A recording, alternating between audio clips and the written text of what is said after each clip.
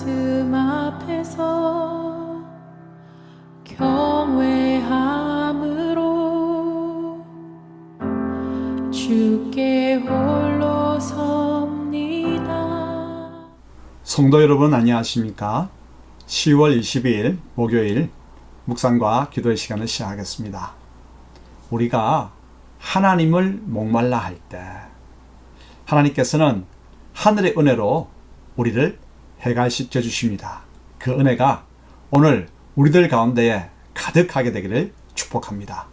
주님께서 주시는 은총의 말씀은 사무엘하 19장 1절로부터 15절의 말씀입니다. 어떤 사람이 요압에게 아뢰되 왕이 압살롬을 위하여 울며 슬퍼하시나이다. 왕이 그 아들을 위하여 슬퍼한다 함이 그날의 백성들에게 들리매 그날의 승리가 모든 백성에게 슬픔이 된지라. 그날의 백성들이 싸움에 쫓겨 부끄러워 도망함같이 가만히 성읍으로 들어가니라. 왕이 그의 얼굴을 가리고 큰 소리로 부르되 내 아들 압살롬아, 압살롬아, 내 아들아, 내 아들아!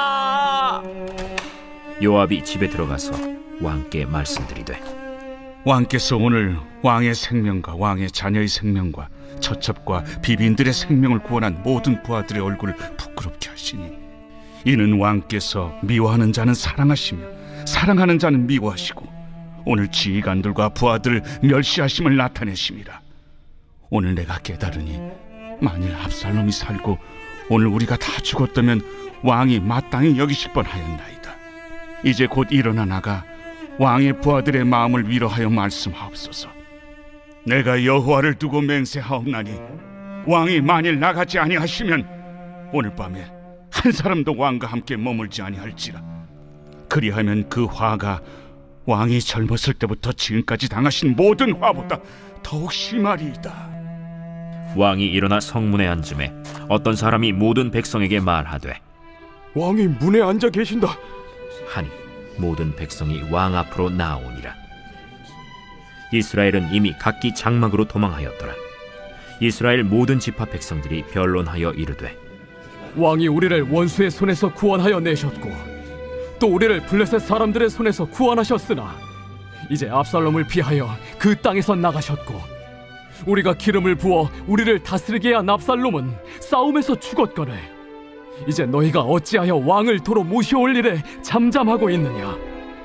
다윗 왕이 사독과 아비아달 두 제사장에게 소식을 전하여 이르되 너희는 유다 장로들에게 말하여 이르기를 왕의 말씀이 온 이스라엘이 왕을 왕궁으로 도로 모셔오자 하는 말이 왕께 들렸거늘 너희는 어찌하여 왕을 궁으로 모시는 일에 나중이 되느냐.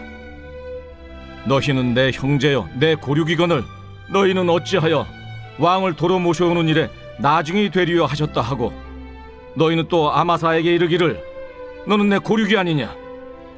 내가 요압을 이어서 항상 내 앞에서 지휘관이 되지 아니하면 하나님이 내게 벌 위에 벌을 내리시기를 바라노라 하셨다 하라 하여 모든 유다 사람들의 마음을 하나같이 기울게 하매 그들이 왕께 전가를 보내어 이르되 당신께서는 모든 부하들과 더불어 돌아오소서. 왕이 돌아와 요단에 이르매 유다 족속이 왕을 맞아 요단을 건너가게 하려고 길갈로 오니라. 압살롬의 죽음으로 다윗은 크게 슬퍼하죠. 하지만 요압의 충언을 듣고 마음을 추스르고 분열되었던 이스라엘을 다시 통합합니다. 먼저 지도자의 사적 감정과 공적 처신에 대해서 알아볼까요? 다윗은 아들 압살롬의 죽음 때문에 심히 슬퍼하죠. 왕이 슬퍼함으로 다윗의 부하들은 목숨 걸고 싸워 승리했지만 패장병처럼 눈치를 보며 조용히 성에 들어가야 했습니다. 이에 요압 장군이 다윗을 찾아가 사적인 감정에 사로잡혀 왕을 위해 목숨을 내건 부하들을 부끄럽게 하지 말라고 충언합니다. 요압의 충고에 다윗은 마음을 다잡고 성문에 앉아 왕의 직무를 감당하였죠. 그러자 다윗을 따르던 신하들뿐만 아니라 다른 백성들도 다시 다윗을 왕으로 모실 계획을 세웠습니다. 지도자는 큰 슬픔을 당하여 그 감정을 주체할 수 없을 때 어떻게 해야 할까요? 지도자의 감정은 공동체의 분위기를 좌우하므로 개인 감정보다 공동체를 위해 더 넓은 안목으로 처신할 수 있어야 합니다. 이때 충원해주고 슬픔에 쌓인 지도자를 지지해 줄 수 있는 사람이 필요합니다. 사적 감정에 휩싸인 지도자에 대해 우리는 어떻게 대하고 있나요? 충원과 지지는 하지 않고 불평만 하지 않습니까? 든든한 지도자로 세워지는 것은 사적 감정을 잘 통제해야 하는 자신의 책임일 뿐만 아니라 충원하고 지지해주는 동력자들의 몫이기도 합니다. 두 번째로 분열된 이스라엘의 대통합에 대해서 알아볼까요?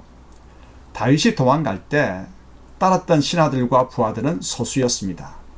대부분 지파들은 압살롬을 따랐고 특히 다윗이 속한 유다 지파마저 압살롬을 지지했습니다.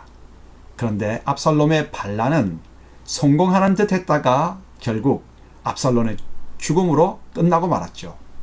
압살롬을 따랐던 대부분의 지파들은 어찌해야 할지 몰랐습니다.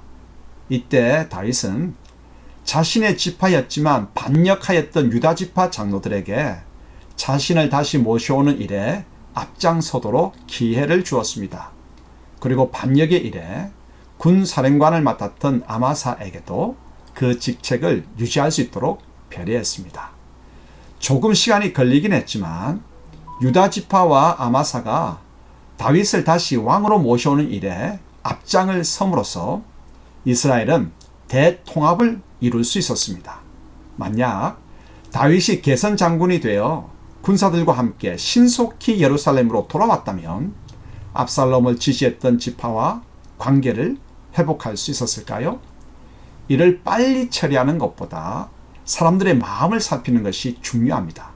아무도 배제하지 않고 스스로 모여들어 하나가 되도록 하는 것, 이것이 새롭게 시작하는 대통합의 기본이지 않을까요? 함께 기도하겠습니다. 하나님 아버지, 큰 아픔과 슬픔에 쌓이면 공동체를 생각하기 힘듭니다. 그런데 나의 사적 감정으로 인해 공동체가 힘들지 않을까 헤아릴 수 있는 지도자의 안목을 허락하옵소서. 그리고 반대의 세력도 품안을 수 있는 대통합의 마음을 주옵소서. 예수님의 이름으로 기도합니다. 아멘. 말씀 앞에서 경외하